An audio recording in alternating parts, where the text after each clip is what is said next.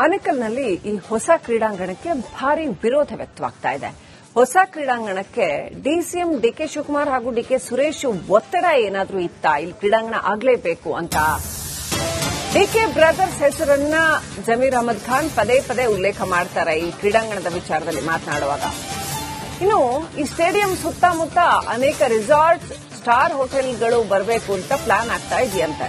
ಇಲ್ಲಿ ಒಂದು ವೇಳೆ ಸ್ಟೇಡಿಯಂ ಆದ್ರೆ ಅದ್ರ ಸುತ್ತಮುತ್ತ ಯಾವ ತರ ಸ್ಟಾರ್ ಹೋಟೆಲ್ಗಳು, ಯಾವ ತರ ರೆಸಾರ್ಟ್ಗಳನ್ನ ಮಾಡಬಹುದು ಅಂತ ಪ್ಲಾನ್ ಆಗ್ತಾ ಇದೆಯಂತೆ. ಕಾಂಗ್ರೆಸ್ ನಾಯಕರೇ ದುಂಬಾಲು ಬಿದ್ದು ಇಲ್ಲಿ ಸಚಿವರುಗಳ ಜಾಗ ಇದೆ, ಹಾಗಾಗಿ ಇಲ್ಲಿ ಬೇಕು ಅಂತ ಹೇಳ್ತಿದ್ದಾರೆ ಅನ್ನುವಂತ ಮಾತಿದೆ. ಇಲ್ಲಿ ಒಂದು ಸ್ಟೇಡಿಯಂ ಆಗಿ ಇಂಟರ್ನ್ಯಾಷನಲ್ ಸ್ಟೇಡಿಯಂ ಆಗಬೇಕಂತ ಬಹಳ ವರ್ಷದಿಂದ ಕನಸಿತ್ತು. ಆ ಒತ್ತಡನ ಮಾಡಿ ನಮ್ಮ ಆನೇಕಲ್, ನನ್ನ ಆತ್ಮೀಯ ಸ್ನೇಹಿತರು ಆನೇಕಲ್ MLA ಆದಂತ ಶಿವಣ್ಣ ಅವರು ಮತ್ತೆ ನಮ್ಮ ಮಾಜಿ ಲೋಕಸಭಾ ಸದಸ್ಯ ಆದಂತ ಡಿಕೆ ಸುರೇಶ್ ಅವರು 100 ಬಾರಿ ಬಂದ್ಬಿಟ್ಟವ್ರೆ.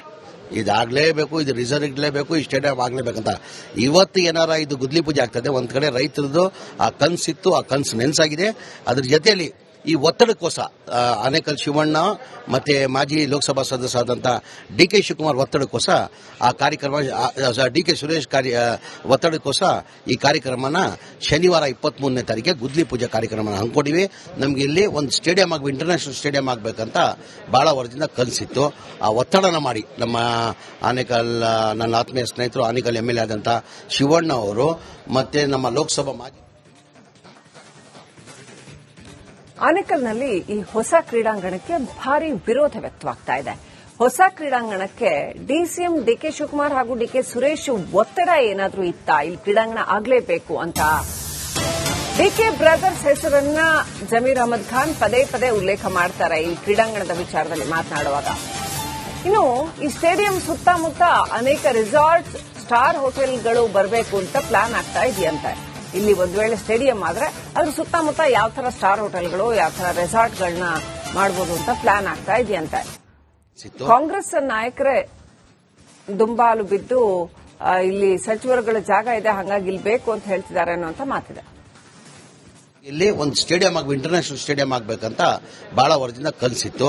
ಆ ಒತ್ತಡನ ಮಾಡಿ ನಮ್ಮ ಆನೇಕಲ್, ನನ್ನ ಆತ್ಮೀಯ ಸ್ನೇಹಿತರು ಆನೇಕಲ್ MLA ಆದಂತ ಶಿವಣ್ಣ ಅವರು ಮತ್ತೆ ನಮ್ಮ ಮಾಜಿ ಲೋಕಸಭಾ ಸದಸ್ಯ ಆದಂತ ಡಿಕೆ ಸುರೇಶ್ ಅವರು 100 ಬಾರಿ ಬಂದ್ಬಿಟ್ಟವ್ರೆ.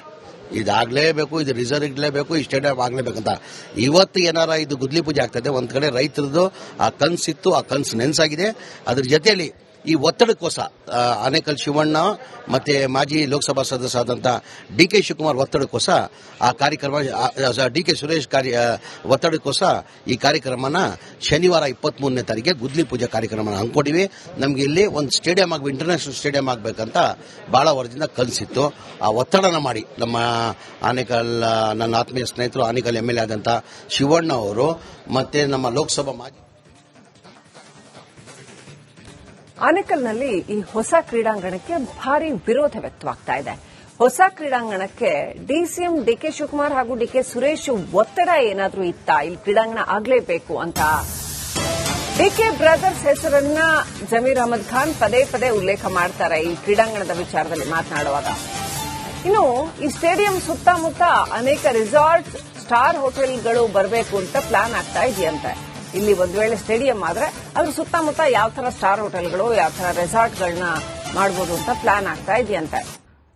ಕಾಂಗ್ರೆಸ್ ನಾಯಕರೇ ದುಂಬಾಲು ಬಿದ್ದು ಇಲ್ಲಿ ಸಚಿವರುಗಳ ಜಾಗ ಇದೆ, ಹಾಗಾಗಿ ಇಲ್ಲಿ ಬೇಕು ಅಂತ ಹೇಳ್ತಿದ್ದಾರೆ ಅನ್ನುವಂತ ಮಾತಿದೆ. ಇಲ್ಲಿ ಒಂದು ಸ್ಟೇಡಿಯಂ ಆಗಿ ಇಂಟರ್ನ್ಯಾಷನಲ್ ಸ್ಟೇಡಿಯಂ ಆಗಬೇಕಂತ ಬಹಳ ವರ್ಷದಿಂದ ಕನಸಿತ್ತು.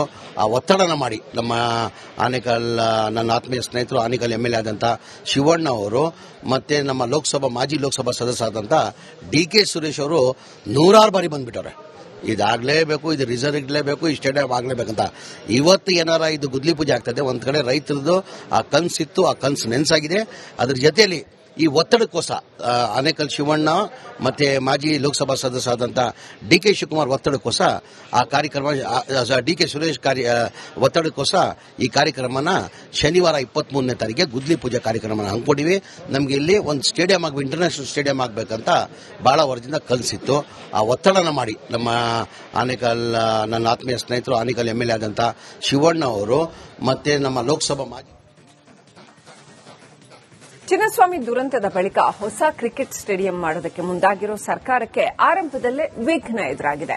ಹೊಸ ಕ್ರೀಡಾಂಗಣಕ್ಕೆ ಇದೇ ತಿಂಗಳು 2ನೇ ತಾರೀಕಿಗೆ ಭೂಮಿ ಕೊಡೋದಕ್ಕೆ ಸಜ್ಜಾಗಿರೋ ಸರ್ಕಾರಕ್ಕೆ ಅಲ್ಲಿನ ರೈತ ಸಂಘಟನೆಗಳು ಇದರ ವಿರುದ್ಧ ಹೋರಾಟಕ್ಕಿಳಿದಿದ್ದಾರೆ.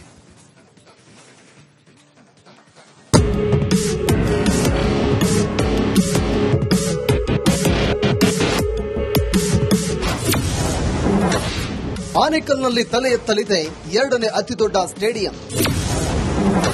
ಭೂಮಿ ಪೂಜೆಗೂ ಮುನ್ನವೇ ಸಿಡಿದಿದ್ದ ಸ್ಥಳೀಯರು. ಆನೇಕಲ್ನ ಇಳ್ಳವಾಡಿ ವ್ಯಾಪ್ತಿಯಲ್ಲಿ ನಿರ್ಮಿಸಲು ಉದ್ದೇಶಿಸಿರುವ ಬೃಹತ್ ಕ್ರಿಕೆಟ್ ಸ್ಟೇಡಿಯಂ ಯೋಜನೆಗೆ ವಿರೋಧ ವ್ಯಕ್ತವಾಗಿದೆ. ಬನ್ನೇರುಘಟ್ಟ ರಾಷ್ಟ್ರೀಯ ಉದ್ಯಾನದಿಂದ ಕೇವಲ 1.5 ಕಿಲೋಮೀಟರ್ ದೂರದಲ್ಲೇ ಸ್ಟೇಡಿಯಂ ನಿರ್ಮಾಣಕ್ಕೆ ಸರ್ಕಾರ ಮುಂದಾಗಿದೆ. ಬರೋಬ್ಬರಿ 100 ಎಕರೆಯಲ್ಲಿ 80,000 ಪ್ರೇಕ್ಷಕರ ಸಾಮರ್ಥ್ಯದ ಅಂದಾಜು 943 ಕೋಟಿ ರೂಪಾಯಿ ವೆಚ್ಚದಲ್ಲಿ ದೇಶದ 2ನೇ ಅತಿದೊಡ್ಡ ಕ್ರೀಡಾಂಗಣ ನಿರ್ಮಾಣ ಮಾಡಲು ಕರ್ನಾಟಕ ಗೃಹ ಮಂಡಳಿ ಸಜ್ಜಾಗಿದೆ. ಆದ್ರೀಗ ಸ್ಥಳೀಯ ರೈತರು ಕೆಆರ್ಎಸ್ ಪಕ್ಷ ವಿರೋಧ ವ್ಯಕ್ತಪಡಿಸಿದೆ. ಇದೇ ಜಾಗದಲ್ಲಿ ಮೇ 23ರಂದು ಗುದ್ಲಿ ಪೂಜೆ ಆಗಲಿದೆ. ಸಿಎಂ ಅವರು ಡಿಸಿಎಂ ಅವರು ಗುದ್ಲಿ ಪೂಜೆ ಮಾಡಲಿದ್ದಾರೆ. ಒಟ್ಟು 100 ಎಕರೆಯಲ್ಲಿ 900 ಕೋಟಿಯಷ್ಟು ವೆಚ್ಚದಲ್ಲಿ ಈಗ ದೊಡ್ಡ ಮಟ್ಟದಲ್ಲಿ ಕ್ರಿಕೆಟ್ ಕ್ರೀಡಾಂಗಣ ಆಗಲಿದೆ. ಮತ್ತು 27 ವಿವಿಧ ಕ್ರೀಡೆಗಳು ಸಹ ಇಲ್ಲಿ ಗ್ರೌಂಡ್ ಸಹ ಇರುತ್ತೆ, ಇಂಡೋರ್ ಔಟ್ಡೋರ್ ಗ್ರೌಂಡ್ ಸಹ. ಹೀಗಾಗಿ ಎಲ್ಲ ರೀತಿಯ ಸಿದ್ಧತೆ ಮಾಡಿಕೊಂಡಿದ್ದಾರೆ. 23ಕ್ಕೆ ಇಲ್ಲಿನ ಗುದ್ಲಿ ಪೂಜೆ ಆಗುತ್ತೆ. ಆದ್ರೀಗ ರೈತರು ಒಂದ್ ಕಡೆ ಆಕ್ರೋಶ ಕಾರಣವಾಗಿದೆ. ಬನ್ನೇರುಘಟ್ಟ ರಾಷ್ಟ್ರೀಯ ಉದ್ಯಾನವನ ಜೀವ ವೈವಿಧ್ಯ ತಾಣವಾಗಿದ್ದು ಕಾವೇರಿ ವನ್ಯಜೀವಿ ಧಾಮ, ಮಲೆ ಮಹದೇಶ್ವರ ಬೆಟ್ಟ, ಅರಣ್ಯ ಪ್ರದೇಶವನ್ನು ಸಂಪರ್ಕಿಸುವ ಪ್ರಮುಖ ಕೊಂಡಿಯಾಗಿದೆ. ಇಂತಹ ಸೂಕ್ಷ್ಮ ಪ್ರದೇಶದಲ್ಲಿ ಬೃಹತ್ ಕ್ರೀಡಾಂಗಣ ಮಾಡುವುದು ಸೂಕ್ತವಲ್ಲ. ಸರ್ಕಾರ ಭೂಗಳ್ಳರಿಗೆ ಅನುವು ಮಾಡಿಕೊಳ್ಳುವ ಜೊತೆಗೆ ಶಾಸಕರು ಹಾಗೂ ಸಚಿವರ ಇಲ್ಲಿ 100 ಎಕರೆ ಜಾಗ ಇದೆ ಅಂತ ಸ್ಥಳೀಯರು ಆರೋಪ ಮಾಡಿದ್ದಾರೆ. ಸ್ಟೇಡಿಯಂ ಬೇಕಾಗಿಲ್ಲ, ಯಾಕಂತಂದ್ರೆ ಇದು ಬನ್ನರಘಟ್ಟ ನ್ಯಾಷನಲ್ ಪಾರ್ಕ್, ಇದು ಎಕಸಿಟಿ ಝೋನು, ಹಸಿರು ವಲಯ, ಅರಣ್ಯ ಪ್ರದೇಶ ಅಂತ ಮಾಡಿದ್ದಾರೆ. ಸುಮಾರು ಹಿಂದೆ ಇರ್ತಕ್ಕಂಥ ಅಧಿಕಾರಿಗಳು ಮಾಡಿದ್ದಾರೆ. ಯಾಕಂತಂದ್ರೆ ಕಾಡು ಪ್ರಾಣಿಗಳು ತೊಂದರೆ ಆಗ್ತದೆ ಮತ್ತು ಪರಿಸರ ಹಾಳಾಗೋಗ್ತದೆ ಅಂದ್ಬಿಟ್ಟು ಇದು ಮಾಡಿದ್ದಾರೆ. ಆದ್ರೂ ಇವರು ಅದನ್ನ ಲೆಕ್ಕಕ್ಕೆ ತಕೊಂಡ್ರೆ ನಮ್ಮ ರಾಜ್ಯ ಸರ್ಕಾರ ಸ್ಟೇಡಿಯಂ ಅಂತೆ, ಆಮೇಲೆ KHB ಅಂತೆ, ರೆಸಾರ್ಟ್ಗಳಂತೆ ಇದೆಲ್ಲ ಮಾಡಿಕೊಂಡು ಸುಮಾರು ಒಂದು ಪರಿಸರ ಹಾಳು ಮಾಡ್ತಾ ಇದ್ದಾರೆ. ನಮಗೆ ಬಹಳ ಒಂದು ಬೇಜಾರಾಗ್ತಾ ಇದೆ. ಇದು ಈ ಬಗ್ಗೆ ಸಚಿವ ಜಮೀರ್ ಅನ್ನ ಕೇಳಿದ್ರೆ ಹೇಳೋದು ಹೀಗೆ: ಇದಕ್ಕೂ ಫಾರೆಸ್ಟ್ಗೆ ಸಂಬಂಧ ಇಲ್ಲ. ಇದ್ರದ್ದು ನಮ್ಮ ಸೂರ್ಯ ಸಿಟಿ ಫಸ್ಟ್ ಫೇಸ್ ಇಲ್ಲಿ, ಸೆಕೆಂಡ್ ಫೇಸ್ ಇಲ್ಲಿ, ಥರ್ಡ್ ಫೇಸ್ ಇಲ್ಲಿ, ಫೋರ್ತ್ ಫೇಸ್ ಇಲ್ಲಿ, ನಮಗೂ ಫಾರೆಸ್ಟ್ಗೆ ಇದು ಸಂಬಂಧ ದೂರ ಸಂಬಂಧ ಇಲ್ಲ. ಆನೆಗಳು ಓಡಾಡ್ತೀವಿ, ಆನೆಗಳ ಕಾರಿಡಾರ್ ಅಂತ ಹೇಳ್ತಿದ್ರು ಸರ್. ಇಲ್ಲ, ಆ ತರ ಇಲ್ಲಿ ಯಾವುದೂ ಸಮಸ್ಯೆ ಇಲ್ಲ. ಯಾರು ವಿರೋಧ ಮಾಡಿದಾರೆ ಅವ್ರು ಬರ್ಲಿ. ನಮ್ಮ ಈಗ ಲಾಯರ್ ಅವ್ರು ಬಂದಿದ್ರು. ಇನ್ನು ಅರಣ್ಯ ಸಚಿವ ಈಶ್ವರ್ ಖಂಡ್ರೆ ಅವರನ್ನ ಕೇಳಿದ್ರೆ ಬನ್ನೇರುಘಟ್ಟ ಬಫರ್ ಝೋನ್ ವಿಚಾರ ಸುಪ್ರೀಂ ಕೋರ್ಟ್ನಲ್ಲಿ ಇದೆ ಅಂತ ಹೇಳಿದ್ದಾರೆ. ನೋಡಿ, ಬನ್ನೇರುಘಟ್ಟ ಬಫರ್ ಝೋನ್ ಇಶ್ಯೂ ಏನಿದೆ ಅದು ಸರ್ವೋಚ್ಚ ನ್ಯಾಯಾಲಯದಲ್ಲಿದೆ. ಸರ್ವೋಚ್ಚ ನ್ಯಾಯಾಲಯದ ಒಂದು ಆದೇಶದ ಮೇರೆಗೆ ಇವತ್ತು ಒಂದು ತಜ್ಞರ ಸಮಿತಿ ಬಂದು ಅಲ್ಲಿ ಸಮೀಕ್ಷೆಯನ್ನು ಮಾಡಿಕೊಂಡು ಹೋಗಿದ್ದಾರೆ. ಏನು ವರದಿ ಕೊಟ್ಟಿದ್ದಾರೆ ನನಗೆ ಮಾಹಿತಿ ಇಲ್ಲ. ಸರ್ವೋಚ್ಚ ನ್ಯಾಯಾಲಯದ ತೀರ್ಪೇನಿದೆ ಆ ತೀರ್ಪಿಗೆ ಸರ್ಕಾರ ಬದ್ಧವಾಗಿರುತ್ತದೆ ಅನ್ನುವಂಥ ಮಾತನ್ನು ಹೇಳಲಿಕ್ಕೆ ಬಯಸ್ತೇನೆ. ಸದ್ಯ ಸೂರ್ಯನಗರ 4ನೇ ಹಂತದಲ್ಲಿ ಅಂತಾರಾಷ್ಟ್ರೀಯ ಕ್ರಿಕೆಟ್ ಕ್ರೀಡಾಂಗಣ ನಿರ್ಮಾಣ ಮಾಡಲು ಮೇ 23ರಂದು ಸಿಎಂ ಸಿದ್ದರಾಮಯ್ಯ ಡಿಸಿಎಂ ಶಂಕುಸ್ಥಾಪನೆ ಮಾಡಲಿದ್ದು, ಇಂದು ಸಚಿವ ಜಮೀರ್ ಅಹಮದ್ ಖಾನ್ ಸೇರಿದಂತೆ ಗೃಹ ಮಂಡಳಿ ಅಧ್ಯಕ್ಷ ಹಾಗೂ ಅಧಿಕಾರಿಗಳು ಬಂದು ಸ್ಥಳ ಪರಿಶೀಲನೆ ಮಾಡಿದರು. Veeresh Hiremath, metro bureau, republic Kannada.